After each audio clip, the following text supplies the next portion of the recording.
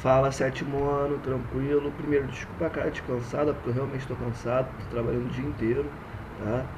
Desculpa a demora em postar esse vídeo, tive um probleminha no meu computador, mas que eu já resolvi, tá? E vamos cair dentro agora, né? Pessoal, olha só, tem alguns exercícios para a gente corrigir do caderno aí, do livro de vocês, mas eu vou disponibilizar a correção na plataforma escrita, beleza? Agora eu vou me preocupar com a revisão que eu montei para vocês se prepararem para a P2, que é o ponto mais importante, beleza? Eu tô aqui para comentar essas questões com vocês. Eu vou colocar aqui na descrição desse vídeo no YouTube e também vou colocar lá no plural, beleza? Vamos lá, galera. Primeira questãozinha aqui é o número 1, obviamente, né? E ela fala assim: diferencie etnocentrismo de alteridade. Pessoal, o que é etnocentrismo? Etnocentrismo é quando eu imagino que a minha cultura ela é a única que mereça ser respeitada. Almir, como assim? Seguinte, é quando você olha a cultura de outros povos com um olhar de estranhamento. Então, peraí, nossa, como a cultura chinesa é esquisita, eles comem cachorros. Comem cachorro, porque isso é um erro bizarro que as pessoas repetem como se fosse a maior realidade do mundo e que não é, tá? Falta muito estudo, mas enfim, esse é um outro debate, beleza? Mas esse é um exemplo interessante, porque as pessoas, mesmo sem ter o mínimo de estudo sobre um assunto, se utilizam de um argumento falho para pôr a cultura do outro enquanto inferior e a sua como superior. Então, o etnocentrismo é isso, é quando eu enxergo a minha cultura como sendo superior à cultura de outros povos, beleza? Já a alteridade já vai se preocupar com uma outra perspectiva. A alteridade poderíamos colocar ali enquanto semelhante à empatia, talvez. É você olhar para a cultura de um povo e falar, cara, pode ser estranho para mim, por conta das minhas vivências, por conta dos processos que eu vivo dentro de um país latino-americano, de um país localizado no hemisfério ocidental, de um país colonizado por povos ocidentais, né, no caso europeus, né? Então, por conta dessa estruturação histórica, eu enxergo certos padrões culturais como estranhos, mas está tudo bem. Tá tudo bem, porque as coisas são assim. As pessoas são diferentes, as culturas são diferentes. E tá tudo bem. E é sobre isso e tá tudo bem, sabe? Então a alteridade é isso. É quando você enxerga culturas distintas à sua e você não enxerga com um olhar preconceituoso, com um olhar que diminui, mas você enxerga enquanto um indivíduo que entende que são características diferentes e que, por serem diferentes, merecem respeito. Show de bola? Acredito que por essa explicaçãozinha vocês consigam desenvolver uma resposta maneira aí no caderno de vocês para essa número 1. Show de bola? Pessoal, número 2. Explique o que significa o racismo estrutural. Pessoal, racismo estrutural é uma teoria, né, que aqui no Brasil, basicamente, acredito que o maior expoente dela é o grande professor Silvio de Almeida, que eu cheguei a passar para vocês um vídeo em sala. Infelizmente a gente não conseguiu terminar de assistir esse vídeo, porém ele está nos slides das aulas que vocês têm acesso. Então recomendo vivamente que vocês baixem esses slides e assistam os vídeos do professor Silvio de Almeida, porque ele é absolutamente genial, tá? Então, esse conceito de racismo estrutural vai falar o seguinte: cara, o racismo, ele não é só um fenômeno social em que o indivíduo que o reproduz, ele é louco, ele é uma pessoa desvirtuada. Não. O racismo estrutural vai dizer o seguinte: esse fenômeno, ele é a normalidade da sociedade brasileira. Ué, como assim a normalidade? Segundo o professor Silvio de Almeida, o Brasil, ele se estrutura enquanto país em cima da escravização de povos sequestrados de África, em cima da escravização de povos negros, não só negros como indígenas também. Ou seja, O racismo, ele não é um elemento à parte, ele não é um ponto fora da curva. O racismo estruturou e estrutura o que nós conhecemos enquanto Brasil. O Brasil, ele é construído a partir e sobre o racismo. Então, um elemento estruturante da cultura e do território do país Brasil, desde a sua formação até hoje, é o racismo. Acabou. Isso é o conceito de racismo estrutural. É o racismo enquanto um elemento que estruturou a própria constituição, a própria construção do Brasil. E é isso. Beleza? Pessoal, 3. Explique a conjuntura que levou à redução da taxa de natalidade brasileira. Pelo amor de Deus, hein?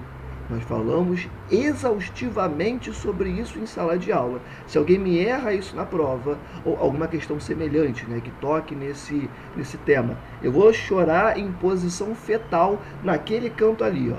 Tudo bem? Não errem. Vamos lá. Qual é a conjuntura que leva à redução da taxa de natalidade brasileira? Galera, década de 1970 vai ser um marco nisso. Um marco. Só a década de 70? Não. Mas a década de 70, 50, 60 e 70 é ali, ó, o estopim. É um processo que, na real, vem se desenrolando desde a década de 30, com o início da industrialização brasileira, mas que o ponto culminante, o ponto principal desse processo será a década de 70. Beleza? O que leva a isso? Primeira coisa, pessoal, industrialização brasileira. Na década de 1930, o Brasil começa a construção de um parque industrial de base, coisa que até aquele momento o Brasil tinha em alguns momentos muito específicos, mas não tinha uma indústria de base formada. A partir do momento que o Brasil foca em desenvolver o seu parque industrial, muitas pessoas do campo migram para as cidades. Esse é o primeiro ponto. Segundo ponto, décadas de 50, 60 e 70 é quando nós temos a chegada cada vez mais forte do que nós chamamos de Revolução Verde. O que é o diacho da Revolução Verde? É um pacote de tecnologias construídas nos Estados Unidos, que foram pulverizadas para o mundo inteiro e que foram aplicadas no campo. Elas foram construídas, inclusive, para serem aplicadas no campo, por isso o termo Revolução Verde. E, galera, é aquilo que eu falo sempre. Um trator faz o trabalho de 10 pessoas. Se você colocar um trator na sua propriedade, isso significa que 10 pessoas estão desempregadas. E essas pessoas vão para onde? Vão para as cidades, atrás de emprego no que der, mas nesse período em que nós estamos falando, principalmente em indústrias. Então, olha só, indústria e Revolução Verde no campo brasileiro fazem com que se desenvolva, durante o século XX, um movimento de migração campo-cidade. E, pessoal, o padrão de vida na cidade é muito, mas muito, mas muito mais alto do que o padrão de vida no campo. O que isso levou? Quais foram os processos que isso acarretou? Pessoal, como esse padrão de vida ele é mais elevado, simplesmente o homem trabalhando e colocando dinheiro em casa não estava sendo o suficiente, porque o padrão de vida era mais elevado. Nesse sentido, a mulher se vê obrigada a se inserir no mercado de trabalho para poder contribuir com as contas de casa. Deixo muito claro para vocês que não se tratou apenas disso, tá? A entrada da mulher no mercado de trabalho não se deu apenas por conta dessa migração campo-cidade. Se deu também por conta da organização popular dessas mulheres, movimento feminista muito forte durante o século XX.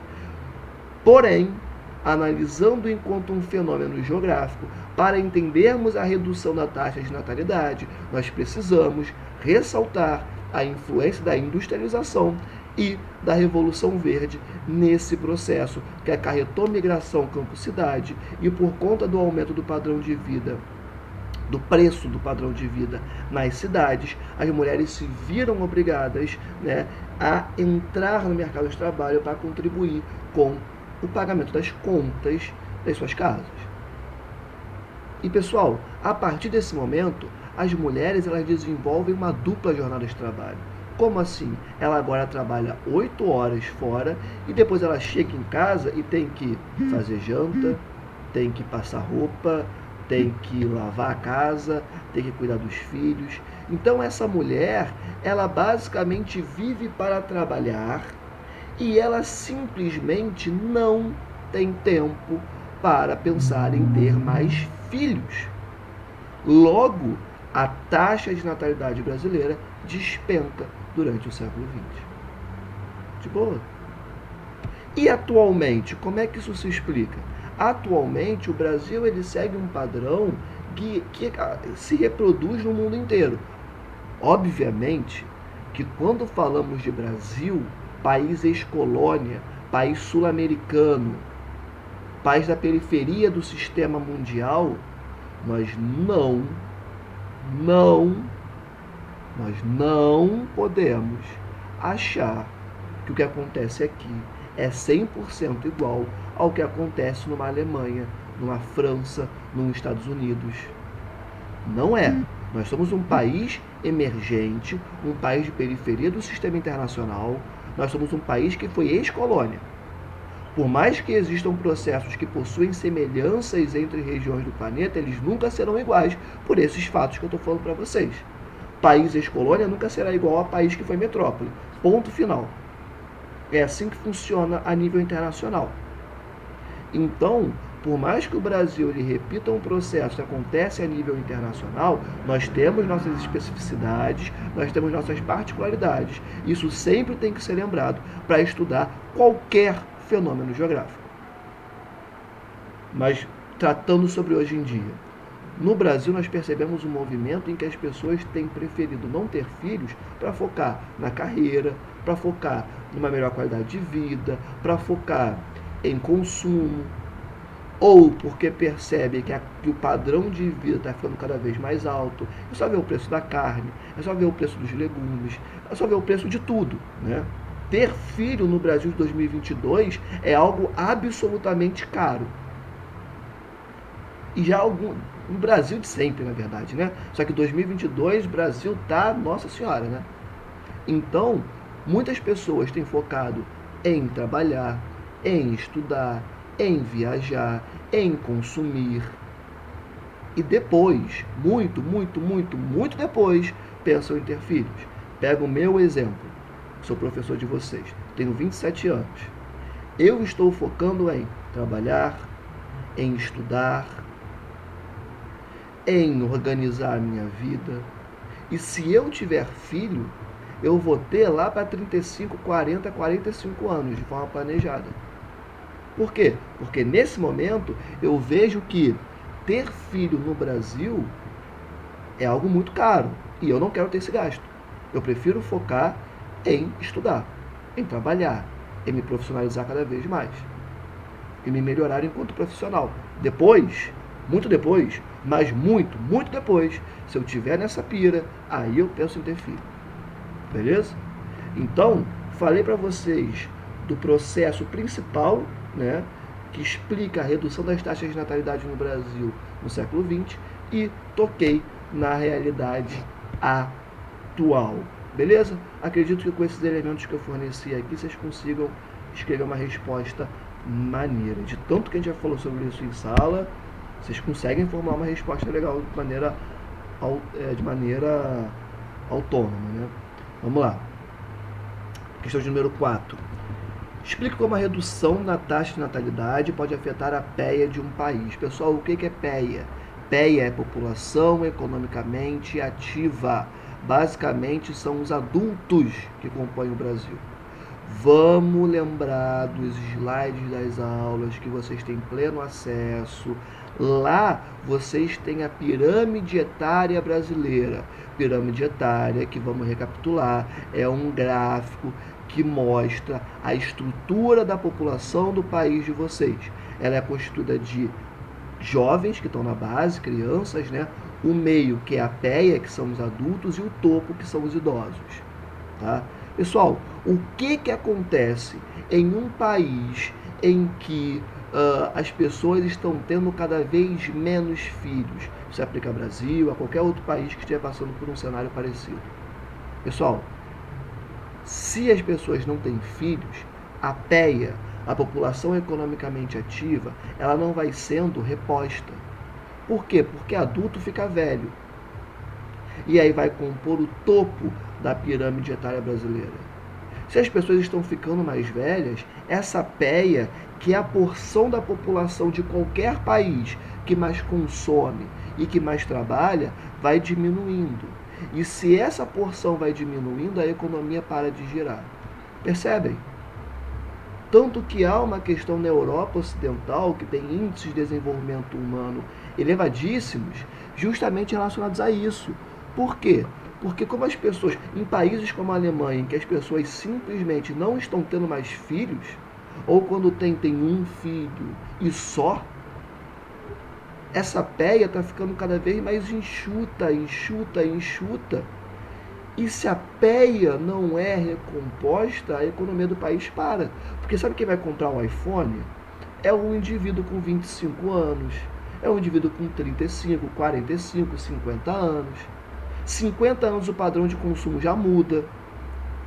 Quem vai trabalhar 8 horas por dia, de segunda a sexta, às vezes até sábado, é o indivíduo que faz parte da PEA. Então a PEA é uma parte da pirâmide etária de qualquer país que é fundamental para que a economia desse país gire. Se a PEA está ficando cada vez mais enxuta, porque a base, porque as pessoas estão tendo cada vez menos filhos, isso significa que esse país irá se inserir em um cenário de crise econômica profundo. Beleza? Esse é um debate muito recente que está acontecendo na Europa e que alguns apontam, por exemplo, que a solução é abraçar imigrantes para que eles recomponham essa PEA. Enfim, isso é uma outra aula, mas imagino que para o que a pergunta de número 4 se propõe, a gente tenha conseguido perceber alguns elementos importantes para que vocês consigam formular as suas respostas no caderno, beleza? Questão de número 5. Explique os elementos que levaram à redução das taxas de mortalidade ao redor do mundo. Pessoal, até o século XIX, as taxas de mortalidade no nosso planeta eram elevadíssimas. Elas começam a cair a partir do momento em que, no início do século XX, finalzinho ali do século XIX, nós começamos a presenciar mudanças em infraestruturas de saneamento básico. Começamos a presenciar o desenvolvimento de vacinas, a popularização de remédios, o acesso a serviços de saúde. Então, estou falando do básico, né? É o básico, do básico, para as pessoas conseguirem ter uma vida plena e saudável. Pessoal, e eu tenho que destacar porque isso foi uma revolução na humanidade, que foram e são as vacinas, tá? Vacinas, em conjunto com infraestruturas de saneamento básico, foram fundamentais para reduzir as taxas de mortalidade a nível global. Beleza? Então, quais foram os elementos que levaram à redução das taxas de mortalidade no mundo? Galera, acesso a serviços de saúde, vacinas, popularização de remédios, ampliação, né, de infraestruturas relacionadas a saneamento básico. Tá? Esses elementos e mais alguns que eu coloquei nos slides das aulas de vocês explicam essa redução das taxas. Tranquilo? Número 6. Por que podemos afirmar que o Brasil é um país pouco populoso, porém pouco povoado. Galera, o termo populoso, ele se refere à população total de um país. População total é o todo de gente que um país possui. Então, se o Brasil ele possui mais ou menos ali 215 milhões de habitantes, a população total do Brasil é de 215 milhões de habitantes. O Brasil ele é o quinto país com maior população absoluta, população total do mundo. Logo, o Brasil é um país populoso. Porém, a maior parte dessas pessoas está concentrada nas regiões litorâneas do Brasil, com muita presença na região sudeste. Ou seja, essa população está muito concentrada e não está distribuída pelo território brasileiro. Esse fato significa que o Brasil é pouco povoado. E quando eu falo nesse termo povoado, eu estou fazendo menção a um conceito fundamental que é o de densidade demográfica. Densidade demográfica vai falar sobre a distribuição da população de um país pelo território. Beleza? Então é a distribuição dessas pessoas pelo território que elas ocupam. Sabe um país que ele tem uma densidade demográfica muito elevada? Holanda. E a Holanda é desse tamanico. Por quê? Porque na Holanda a população está muito distribuída por esse território. Já no Brasil, como a população basicamente está concentrada nas regiões litorâneas e não para o interior do país, nós dizemos que a densidade demográfica brasileira é muito baixa, mais ou menos 22,4 habitantes por quilômetro quadrado. Alguns geógrafos colocam como 24 habitantes por quilômetro quadrado. Beleza? Então, é uma densidade demográfica muito baixa e o termo que nós utilizamos para tratar sobre isso é muito povoado ou pouco povoado. Então, quando a gente fala que o Brasil é um país muito populoso, porém pouco povoado, nós estamos dizendo o seguinte: olha, a população brasileira é muito numerosa, a população absoluta do Brasil é muito significativa, porém, essa população está concentrada e não distribuída por esse território. Logo, esse país é pouco povoado. Foi, galera? Bem de boa, né? Bem tranquila essa questão. Eu tô na 6, né? 6. 7. Explique o cenário que tornou o Brasil em um país urbano na década de 70. E aí eu volto lá atrás, quando eu comentei com você sobre a redução da taxa de natalidade. Pessoal, década de 70 é a Revolução Verde pegando fogo. Fogo. A Revolução Verde, ela expulsou do campo um número muito significativo de trabalhadores e trabalhadoras para as cidades, mas um número muito expressivo de pessoas. De tal forma que, na década de 50 e 60, por mais que o Brasil já passasse por esse processo, não tão consolidado como na década de 70, mas por mais que já passasse, o Brasil ainda era um país rural. De uma década para outra, o Brasil deixa de ser rural e se torna urbano. Pessoal, a urbanização em países europeus, para se consolidar enquanto tal, levou 100 anos, 150 anos. O Brasil faz isso em 10 anos, ou um pouco mais do que isso. Beleza? Então foi uma urbanização assim, ó, muito rápida, muito desorganizada, diga-se de passagem. Tá? Então, qual foi o cenário que tornou o Brasil urbano na década de 70? A Revolução Verde, que por meio das tecnologias adotadas no campo, tornou desnecessária a utilização de grandes somas de trabalhadores no campo, fazendo com que, para estes indivíduos, restasse apenas a opção de migrar para os centros urbanos atrás de melhores condições de vida. Ponto final. Bem de boa, né? Bem tranquilo. Questão de número 8. Como se dão as migrações populacionais? Galera, quando a gente pensa em migração, ninguém migra do seu país para outro porque, sei lá, eu tô nessa pira agora, né? Caraca, eu quero conhecer o mundo, eu quero viajar, quero morar no outro país. Não, tá? Isso aí é turismo. Turismo não tem nada a ver com migração. É outra parada. Migração é uma parada e turismo é outra.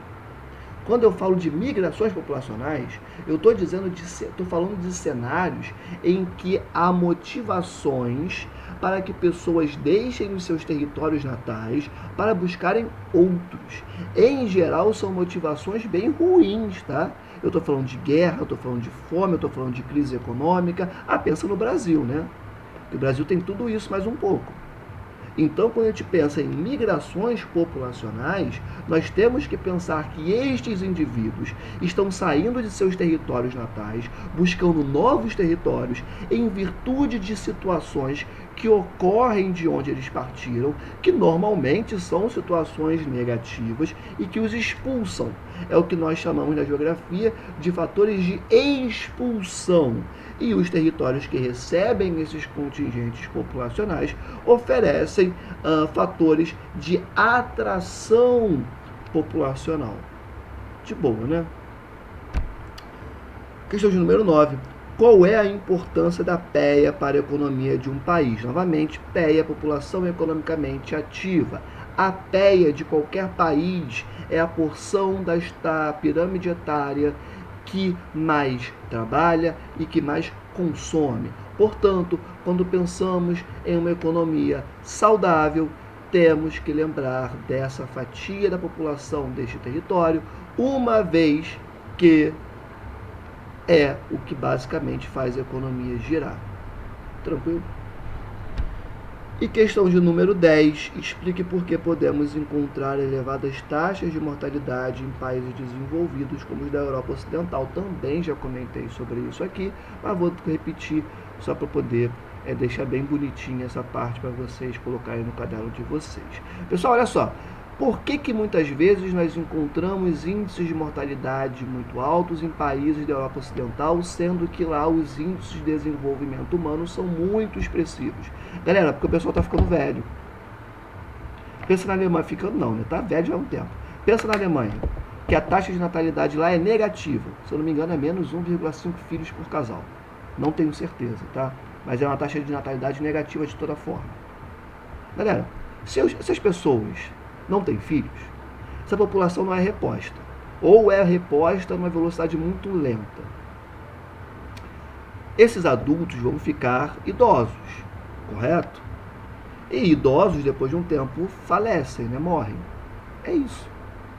Então, por conta do nível de vida muito alto de países europeus, as pessoas deixam de ter filhos e vão vivendo cada vez mais, até que uma hora elas morrem, né? Então, os índices de mortalidade elevados de países da Europa Ocidental são derivados da alta qualidade de vida que as pessoas usufruem nesses países, o que é completamente diferente das altas taxas de mortalidade de Costa do Marfim no continente africano, que aí é por conta de guerra, fome, né?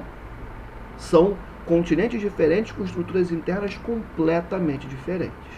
Show de bola?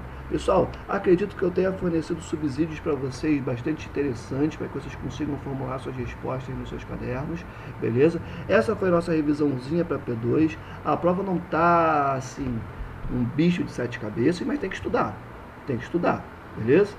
Não tá uma mão com açúcar, mas também não tá a coisa mais impossível do mundo, não.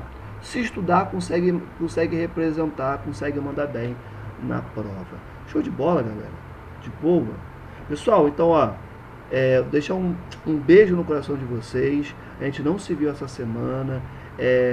Fico com saudade. Já tô com saudade da sala de aula, né? E eu sempre comento com meus alunos, eu queria comentar com vocês agora também. Prova é só um pedaço de papel. Vocês são e sempre serão muito, muito mais do que esse pedaço de papel. Tá bem, gente? Beijo no coração de vocês. Tô com saudade sim, tá? E até a próxima aula. Fui!